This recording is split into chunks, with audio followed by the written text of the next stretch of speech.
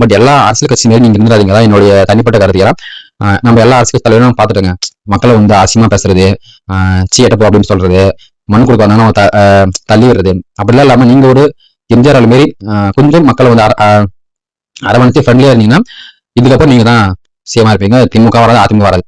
ஆனா நீங்க இந்த இருக்கிற 5 வருஷத்தை நீங்க எப்படி ஆட்சி பண்றீங்க பார்த்துட்டு தான் தமிழ்நாட்டை நிரந்தரமா உங்ககிட்ட மக்கள் கொடுப்பாங்க. ஏன்னா இனிவான காலங்களை வந்து எங்களுமே பசங்க உள்ள வருவாங்க, எங்களுடைய சின்ன பசங்க எல்லாம் உள்ள வர ஆரம்பிச்சிருவாங்க.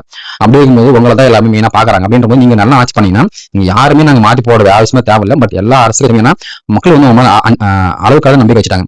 கரூர் விஷயமாகட்டும், நிறைய விஷயம் உங்க அளவுக்கு எல்லாம் பரப்புனாங்க. அதே மீறி நான் வந்து விஜய் ஓட்டு போட போறேன், எங்களை மாற்றம் வேணும் அப்படின்னு சொன்னவங்க பட் நிறைய பேர் வந்து உள்ள வந்து அவங்களுக்கு ஒரு வாய்ப்பை தமிழ்நாட்டில் கொடுத்துருக்காங்க. அந்த வாய்ப்பு நீங்க சரியா பயன்படுத்திங்கன்னா 2031 அடுத்த எலெக்ஷன்ல நீங்க கண்டிப்பா மெஜாரிட்டியை வின் பண்ணலாம்.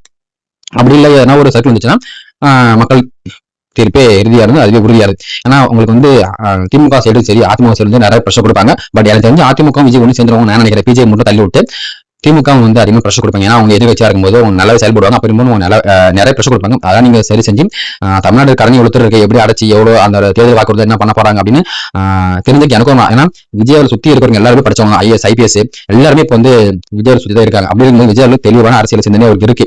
நிறைய பேர் சொல்றாங்க அரசியல் எல்லாம் சும்மா அரசியல் நாங்க மக்களை செய்யறதுதான் அரசியல், அதை செஞ்ச விஷயம் உள்ள இருக்கு, அதெல்லாம் வந்து பார்க்கணும் அவ்வளவு போச்சு. இது விவர அரசியல் விஜய் கூட இருக்கிற எம்எல்ஏக்கு வந்து ஸ்ட்ராங்கா கடைசி வரைக்கும் அவங்க கூட இருந்தீங்கன்னா நீங்க வந்து நெக்ஸ்ட் லெவல் போகலாம். பட் இல்ல நான் திமுக போறேன் அதிமுக போறேன்னா உங்களுக்கு விட ஒரு ஓட்டு வந்து விஜயகாவுக்காக மட்டும்தான் விழுந்தது.